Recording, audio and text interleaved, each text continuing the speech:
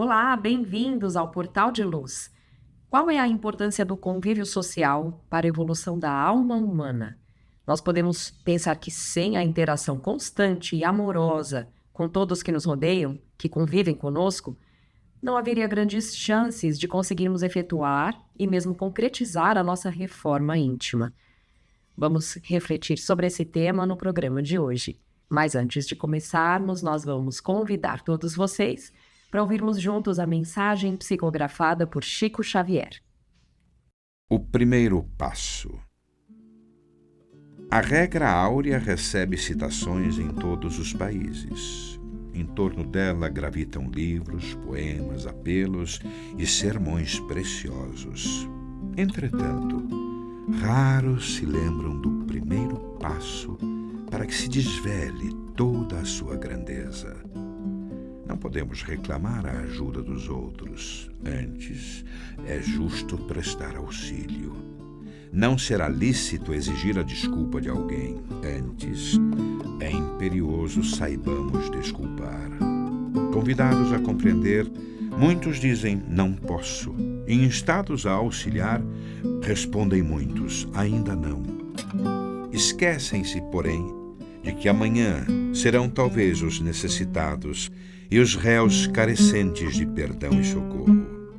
E muitas vezes, ainda quando não precisem de semelhantes bênçãos para si mesmos, por elas suspirarão em favor dos que mais amem, a face das sombras que lhes devastam a vida. Se um exemplo pode ser invocado como bússola, recordemos Jesus. O mestre dos mestres faz o bem despreocupado de considerações, alivia sem paga, acende a esperança sem que os homens lhe a peçam e perdoa espontaneamente aos que injuriam e apedrejam sem aguardar-lhes retratação. Veneremos assim a regra áurea e estendamos o espírito de amor de que se toca divina. Contudo, estejamos certos de que ela somente valerá para nós se lhe dermos a aplicação necessária. O texto do ensinamento é vivo e franco. Tudo o que quiserdes que os homens vos façam, fazei-o assim também vós a eles. Querer o bem é impulso de todos, mas na prática do estatuto sublime, é forçoso sejamos nós quem se adiante a fazê-lo.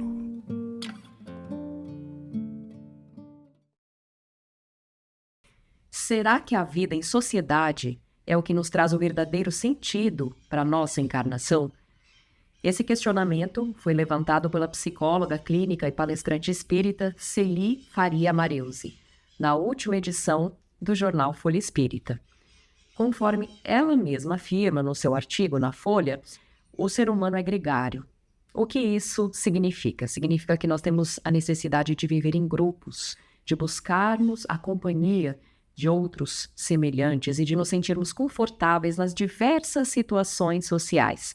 Justamente por isso, foi tão difícil para muitos de nós o período de isolamento causado pela pandemia do coronavírus, porque nós fomos forçados a aprender outras formas de nos relacionarmos, fosse virtualmente, através da tecnologia, ou mesmo com o uso de máscaras e todo aquele cuidado sem muita proximidade, porque nós precisávamos estar juntos diante daquele desafio, apesar da necessidade do distanciamento físico. Mas será que nós mudamos o modo de nos relacionar depois daquela fase tão difícil? Com certeza não. Apenas nós ampliamos as possibilidades e elas acabaram até sendo incorporadas no nosso dia a dia, com a família ou até mesmo no trabalho, onde o hábito do home office entrou definitivamente na rotina de algumas empresas. Mas nada substitui o contato humano. O fato de nos sentirmos acolhidos, próximos, de nos sentirmos com o calor de um abraço, do contato, de nos unirmos numa tarefa comum, continuam a ser e sempre serão uma necessidade humana.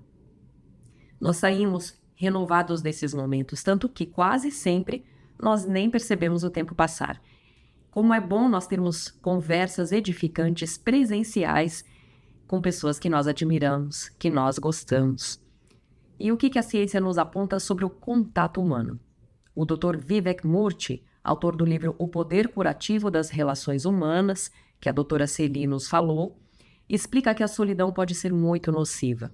O isolamento extremo pode nos trazer ansiedade, depressão e até mesmo desregular os batimentos cardíacos e a pressão arterial, sendo o contrário do que seria um fator estimulante. O contato edificante, pelo contrário, nos traz bem-estar, equilibra as emoções e, consequentemente, regula todo o nosso organismo, melhorando as condições da nossa saúde física e mental. Estar feliz e sentir-se pertencente a um grupo são grandes estimulantes para nos fortalecer perante os desafios da existência. Haja visto que uma criança nasce dentro de uma família e é um fator de maior importância para a saúde mental infantil sentir-se amada e aceita pelos seus pais, pelos seus cuidadores. E sem isso, muitos problemas podem surgir no futuro quando ela for adulta. Esse contato presencial nos traz elementos que nós absorvemos de forma até inconsciente, como as expressões corporais e faciais, o tom de voz, o sorriso, a seriedade nas falas. E isso também vai nos construindo parâmetros para sabermos se estamos sendo ou não compreendidos quando somos nós que nos comunicamos. Então, o que nós poderíamos pensar sobre sermos gregários em relação ao nosso processo evolutivo? Qual a importância desse convívio para a nossa evolução espiritual? No Livro dos Espíritos, no capítulo sobre lei de sociedade, nas questões 766 até a 768, nós temos respostas sobre a necessidade da vida social para o aprimoramento do homem. Nós vemos o seguinte: nenhum homem tem faculdades completas. Pela união social, eles se completam uns pelos outros, para assegurar o seu bem-estar e progredir. Por isso, tendo necessidade uns dos outros, são feitos para viver em sociedade e não isolados. Portanto, é por intermédio do outro que nós nos reconhecemos como seres humanos. Desde criança, necessitamos desse contato, não só para o suprimento das nossas necessidades básicas, mas também para uma evolução da consciência de nós mesmos. É por meio do contato físico, do afeto, da sensação de que somos aprovados naquele grupo, que nós vamos percebendo a nossa existência como um ser único. Seguindo, vamos reconhecendo mais tarde, mais velhos, as nossas características, as possibilidades que nós temos, podendo assim buscar a nossa transformação e o nosso aprimoramento. Joana de Ângeles, no livro O Despertar do Espírito, no capítulo 7, diz que os relacionamentos sociais são de vital importância para os seres humanos. Quem não se relaciona no grupo social desintegra a personalidade e atormenta-se num sentido crescente. Ou seja, o calor humano no relacionamento social constitui um fator básico para o nosso crescimento psicológico, desenvolvendo a área da afetividade com toda a gama de sentimentos mais profundos que, em germe, estão no imo do nosso ser. E é a razão, enfim, da nossa evolução como espíritos eternos, a aquisição desses sentimentos amorosos. A Joana de Ângeles continua dizendo o seguinte: o positivo do instinto gregário, responsável, de algum modo, pela sobrevivência das espécies animais, induzindo a convivência no grupo, desvela-se mais amplamente em emoções superiores que emulam a espiritualização, quando os sentimentos fraternais superam os níveis que agrilhoam o indivíduo ao automatismo primário. No Evangelho, segundo o Espiritismo, no capítulo 4, nós também temos um trecho muito relevante sobre esse tema, que diz assim: pela reencarnação sobre o mesmo globo, Deus quis que os mesmos espíritos, encontrando-se de novo em contato, tivessem ocasião de reparar os seus erros recíprocos. Em razão das relações anteriores, ele quis, por outro lado, assentar os laços de família sobre uma base espiritual e apoiar sobre uma lei natural os princípios de solidariedade, fraternidade e igualdade. E assim, portanto, nós podemos concluir que o contato humano-social nos dá o verdadeiro sentido da encarnação, porque nos possibilita colher o aprendizado constante da caridade, da aceitação das diferenças, do perdão, do amor incondicional. Vamos valorizar cada vez mais as nossas oportunidades que nós temos ao lado de todos aqueles que convivem conosco.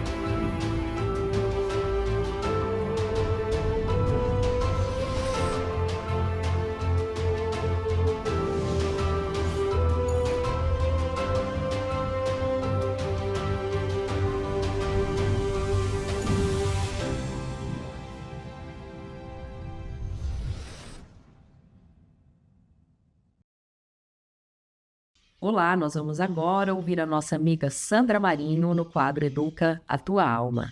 Olá, amigos e amigas. Vocês já ouviram alguém falar: minha vida está um inferno, aquele lugar é o próprio inferno, isto está o inferno e por aí vai. Pois é, nós usamos a palavra inferno para expressar uma condição ruim, de desconforto, de anarquia e de outros tantos problemas, atributos negativos. Eu, particularmente, eu não gosto de ouvir alguém falando assim e já há muito tempo eu nunca mais falei desta forma. Se expressar desta maneira reforça o aspecto negativo das coisas e das situações, e o que começa como simples desabafo, né, de quem diz, pode agravar ainda mais os prejuízos ocasionados exatamente pelo alvo que a pessoa está se referindo. Já pensaram que no bojo do significado de inferno, está presente o desamor, ou melhor, a ausência de amor? Lamentavelmente, falta de amor ao próximo. Desafio vocês a se lembrar de uma situação ocorrida com vocês ou com alguém, né, que vocês poderiam atribuir, né, o adjetivo inferno, que não tenha essa situação nascido, né, do egoísmo, do orgulho, da inveja, né? Sentimentos esses todos antagonistas do amor. Já pensaram? Todas elas, né, que vocês possam aí estar se lembrando, né, estavam longe dessa virtude, do sentimento de paz, de harmonia, enfim. Tem uma história de autoria desconhecida, mas bastante elucidativa, que conta o seguinte: um jovem discípulo curioso sobre os mistérios divinos fez a seguinte pergunta ao seu mestre: Mestre, em alguma das tuas visões já pudeste perceber qual é a diferença entre o céu e o inferno? E o mestre respondeu: ela é muito pequena e, contudo, com grandes consequências. Certa vez eu vi um grande monte de arroz, ele disse, um arroz cozido, preparado como alimento. Ao redor deles, muitos homens estavam quase a morrer de fome. Não podiam aproximar-se do monte de arroz, mas possuíam longos palitos de 2 a 3 metros de comprimento. Apanhavam o arroz, mas não conseguiam levá-lo à própria boca, porque os palitos em suas mãos eram muito longos. Assim, famintos e moribundos, embora juntos, solitário permaneciam, curtindo uma fome eterna diante de uma fartura inesgotável. Logo em seguida eu vi um outro monte de arroz cozido e preparado como alimento. Ao redor dele, muitos homens, famintos e cheios de vitalidade. Não podiam se aproximar do monte de arroz, mas também possuíam longos palitos de 2 a 3 metros de comprimento. Apanhavam o arroz, mas não conseguiam levá-lo à própria boca, porque os palitos também eram longos.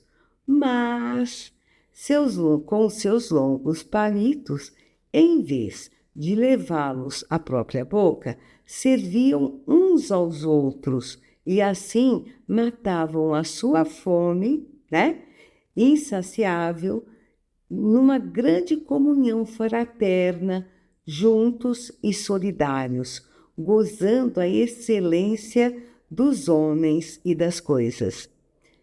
Isso era o céu. Então, no primeiro caso, era o inferno. No segundo, era o céu. Alguns de vocês, acredito, já conhecem esta fábula. Sem dúvida, ela representa muito bem as duas situações. o que nos faz concluir que céu e inferno não são lugares e nem situações, são, antes de tudo, a forma como vemos as coisas ao nosso redor, né? Como nos comportamos perante o todo e perante o outro. Os nossos sentimentos em relação ao que nos acontece resulta do que predomina o nosso ser naquele momento, do estágio evolutivo em que nos situamos naquele momento. E, infelizmente, costumamos lidar com as questões comuns da vida sob a ótica do egoísmo, do medo, da acidez em nosso julgamento. Na maior parte do tempo, estamos voltados para o nosso próprio umbigo, popularmente falando. Quando presenciamos, por exemplo, cenas chocantes dos nossos irmãos, dependentes químicos em comunidades degradantes, né, podemos simplesmente achar que lá é o inferno. Mas pensemos bem, o inferno não é o lugar no qual eles se amontoam, e sim o que se passa no íntimo de cada um, né?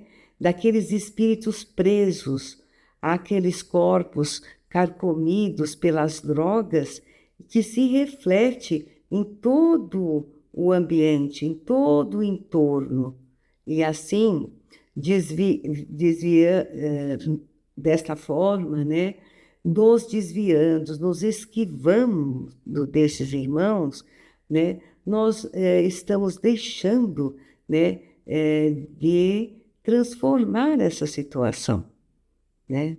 Então, ao contrário, né, ao invés de nós ignorarmos, de nós nos esquivarmos, né, é importante que a gente passe a ver como um lugar, sim, nada bonito, né, e cheio de irmãos que precisam de ajuda, de recolhimento, de tratamento e de alguma forma experimentamos dessa forma a liberdade de servir. Parece o contrassenso, porque ao invés de nós nos distanciarmos, corrermos aflitos daquele local, daquela situação, ignorando aquilo tudo que não é nada bom de ver, certo? Se nós nos dispusermos a ver esses irmãos como nossos iguais, que são necessitados, e que nós possamos sim fazer alguma coisa, nós estamos transformando, veja bem, não aquele local, mas a situação no céu. E este céu é exatamente decorrente da nossa disposição em servir. Ocorre que raras vezes, né, vivemos o sentimento de liberdade de quem vive no céu. Na maior parte do tempo, ficamos presos a preconceitos e conceitos antigos, com a ânsia de preservar o nosso eu. Colocamos-nos no centro de tudo e assim não temos paz interior, né? E já se temos a paz interior, se nos dispomos a abrir mão das pequenas coisas, se nos propomos entender e compreender o próximo, não tem por que enxergar inferno no exterior do mundo, porque a solidariedade nos fará identificar oportunidades de ajudar e de contribuir para a paz acima de tudo. E dessa forma estaremos contribuindo para ter o céu aqui na Terra. Percebe? Então, ou seja, o nosso comportamento pode não mudar o mundo, mas com certeza ele vai ajudar a melhorar. O que nós pudermos fazer para transformar o inferno em céu, é muito gratificante e, como eu já falei, é um grito de liberdade para nossos espíritos, porque viver sem essas barreiras, né, e enxergando o outro como uma grande oportunidade de servir ao Pai, é fazer o céu nos outros. Não sei se eu fui clara, mas eu gostaria muito de deixar essa mensagem para vocês. Um grande abraço e até o próximo encontro. E agora nós vamos ouvir o nosso amigo Maida com o Momento Doutrinário. Olá, amigas e amigos, como sempre é muito agradável estarmos juntos em mais um Momento Doutrinário.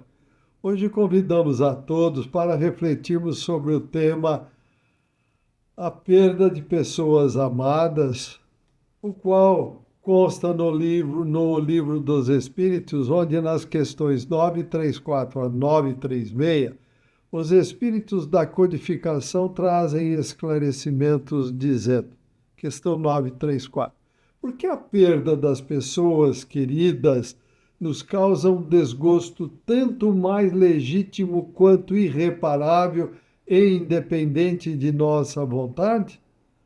Os Espíritos respondem, esse motivo de desgosto atinge o rico quanto o pobre. É uma prova ou uma expiação. É a lei comum, mas é uma consolação poder se comunicar com os amigos pelos meios que tendes, enquanto esperais outros mais diretos e mais acessíveis aos vossos sentidos. Questão 935. O que pensar das pessoas que veem as comunicações dos espíritos como uma profanação?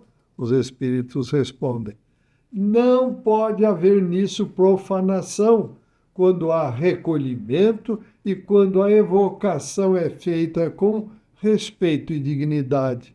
O que prova isso é que os espíritos que se afeiçoam a vós vêm até vós com prazer, ficam felizes com vossa lembrança e por se comunicarem convosco. Haveria profanação se fizessem disso uma leviandade. A possibilidade de entrar em comunicação com os espíritos é uma consolação bem doce, uma vez que nos proporciona o meio de conversarmos com nossos parentes e amigos que deixaram a terra antes de nós. Pela evocação, os aproximamos de nós e eles ficam do nosso lado, nos ouvem e respondem. Não há, por assim dizer, mais separação entre eles e nós. Ajudam-nos com seus conselhos, demonstrando sua afeição e o contentamento que têm por nossa lembrança. É para nós uma satisfação saber que estão felizes, podendo aprender com eles mesmos os detalhes de sua nova existência e adquirir a certeza de que, por nossa vez, nos reuniremos a eles. Questão 936. Como as dores inconsoláveis dos encarnados afetam os espíritos que partiram? Os espíritos respondem. O espírito é sensível à lembrança e aos lamentos daqueles que amou, mas uma dor incessante e irracional o afeta dolorosamente, porque vê nessa dor excessiva uma falta de fé no futuro e a falta de confiança em Deus. É um obstáculo ao adiantamento daqueles que choram e talvez ao reencontro entre todos. Estando o espírito mais feliz no espaço do que na terra, lamentar que tenha deixado esta vida é lamentar que seja feliz. Dois amigos são prisioneiros e estão encerrados na mesma cela. Tanto um quanto o outro devem obter um dia a liberdade, mas um deles a obtém antes. Seria caridoso para aquele que fica sentir-se infeliz por seu amigo ter sido libertado antes dele? Não seria mais egoísmo do que afeição de sua parte querer que o outro compartilhasse do seu cativeiro e sofrimentos por tanto tempo quanto ele? O mesmo acontece com dois seres que se amam na terra. Aquele que parte primeiro é o primeiro a se libertar, e nós devemos felicitá-lo por isso, aguardando com paciência o momento em que lá estaremos por nossa vez. Faremos sobre este assunto uma outra comparação. Tendes um amigo numa situação muito lastimável. Sua saúde ou seu interesse exige que vá a um outro país, onde ficará melhor sob todos os aspectos. Não estará mais perto de vós momentaneamente, mas sempre estareis em comunicação com ele. A separação será apenas material. Ficaríeis descontentes com seu afastamento, ainda que seja para seu bem?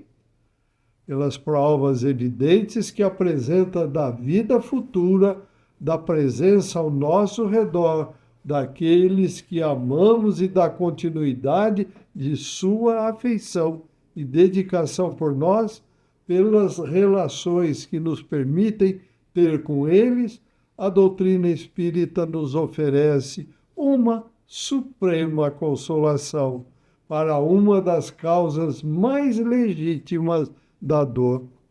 Com o Espiritismo, não há mais solidão, não há mais abandono. O homem mais isolado tem sempre amigos perto de si, com os quais pode se comunicar. Suportamos impacientemente as aflições da vida, e elas nos parecem tão intoleráveis que julgamos não poder suportá-las. Entretanto, se as suportarmos com coragem, se soubermos silenciar nossos lamentos, ficaremos felizes com isso quando estivermos fora da prisão terrestre. Como o paciente que sofre fica feliz quando é curado por ter se submetido a um tratamento doloroso. Complementando estes ensinamentos dos espíritos da codificação, trazemos do livro Filosofia Espírita, volume 19, onde o espírito Miramês, através da psicografia de João Nunes Maia, chama nossa atenção para os seguintes pontos a respeito da perda de pessoas amadas. Na questão 934, diz ele, a perda dos entes queridos para aqueles que ficam na carne, de certa forma, transforma-se em dor mais adiante, porém, pela compreensão que o Espiritismo dá, ela passa a ser alegria, por saber-se que a vida continua. Ninguém morre, somente se deixa de ver a forma. No entanto, a essência permanece viva, mais viva do que se pensa. O que se chama morte é apenas uma força transformadora de mais vida. Já pensaste nas consequências se ninguém desaparecesse por esse processo? O que seria do mundo? Aqui na matéria não se troca de roupa sempre? Por que a alma não pode trocar suas vestes de tempos em tempos? Para viver melhor, devemos nos acostumar com essas mudanças, que esse costume nos levará à verdadeira paz e então poderás ajudar a todos aqueles que se encontram a passar por esse trânsito da terra para os planos mais elevados da vida. Todos nós já passamos várias vezes pelo transe de vestir a carne e de desvesti-la, como o velho trapo, e devemos sempre agradecer a Deus pelas oportunidades oferecidas a nós. E continua o espírito Miramês na questão 935. No tocante à comunicação com os espíritos, não pode ser profanação por estar de acordo com a lei natural. Desde a formação do mundo, a mediunidade existe em tudo que se possa verificar. Ela é a própria vida circulando dentro das vidas. O que é que não se comunica? Entre os espíritos, a comunicação é mais perfeita e necessária. Jesus veio nos mostrar a mediunidade abertamente, sendo médium de Deus, para a paz de todos os seres. Todos ganharam com a estadia de Jesus na Terra, todos os reinos da natureza, principalmente os homens e espíritos que vivem na atmosfera do planeta. Não pode existir profanação quando se respeita a lei. E o espírito Miramês faz a seguinte comparação: quando fazes uma viagem e deixas para trás os teus entes queridos, logo não procurarás comunicar-te com ele? Assim fazem aqueles que partiram para o mundo espiritual. A saudade traça caminhos de maneira que o amor deseja falar aos corações que ficaram. E só espíritos, pelas faculdades dos próprios homens, se comunicam para dar notícias de consolo e instrução, para aqueles que deverão segui-los quando mais tarde ao deixar a crosta terrestre. Qual é o coração que não deseja ouvir sua mãe querida que partiu para a espiritualidade, seu pai, seus irmãos e parentes, amigos e companheiros? Assim, são eles do outro lado da vida, estão ao lado daqueles que ficaram e desejam falar-lhes, contando por vezes suas aventuras depois do túmulo. Ser-nos-á de grande valia a permanente comunicação com os seres angélicos, porque eles nos trazem a certeza da vida em todas as dimensões do universo, capacitando os homens a sentir e a trabalhar para a sua própria melhora espiritual. E continua o espírito Miramês: não deves confundir espírito com o subconsciente, como nos falam abertamente os materialistas. Eles desejam modificar as leis naturais. No entanto, estão iludindo a si mesmos. Deus é sabedoria e suas leis são perfeitas. Na questão 936, diz o espírito Miramês: no tocante às dores inconsoláveis da separação pela desencarnação, elas chegam até nós pela falta da devida compreensão. Para o espírita, isso não pode acontecer, pois ele é consciente de que a vida continua depois do túmulo e que os chamados mortos podem se comunicar com os vivos, como já foi mencionado. Dessa forma, já se estabelece entre dois planos de vida a consolação. Foi nesse sentido que Jesus, para ajudar a humanidade, disse, e o apóstolo João anotou no Evangelho, capítulo 14, versículo 16, que enviaria outro Consolador para ficar conosco eternamente. Essa consolação, essa volta, foi pela doutrina dos Espíritos, que faculta igualmente a instrução para a humanidade. Não há necessidade dos que ficam sentirem dores inconsoláveis. Os que sofrem com a separação é por ignorarem todos os acontecimentos espirituais. Ninguém é de ninguém. Todos somos iguais e devemos amar, acima de tudo, somente aquele que nos criou, porque amando a Deus, estaremos por força da lei, amando aos nossos semelhantes. Se desejas ficar mais perto daqueles que partiram, tem confiança em Deus e ora por eles. Se lamentares sua partida, desprenderás do teu coração forças negativas que podem prendê-los e fazê-los sofrer. E o Espírito Miramês conclui suas orientações. Oremos por todos, que todos oram por nós. Diante da doutrina espírita não há dores inconsoláveis, porque ela é o remédio para todas as dificuldades e todas as dores. Basta recorrer a ela nas horas mais difíceis que se encontrará consolo. Amigas e amigos, estas explanações feitas pelos espíritos da codificação e pelo espírito Miramês deixam bem claro que não temos como duvidar da existência de Deus, como a vida continua. Somente temos que agradecer a quem? A Deus, a convivência que tivemos com os seres queridos que retornaram à pátria espiritual. Então, o que temos que fazer é trabalhar, trabalhar, trabalhar sempre em consonância com os ensinamentos e exemplos do Mestre, modelo e guia da humanidade, Jesus, para que um dia tenhamos o mérito de nos aproximarmos desta grandiosidade que nos criou, Deus, pois ela dá e continuará dando a todos nós a oportunidade do crescimento moral e espiritual.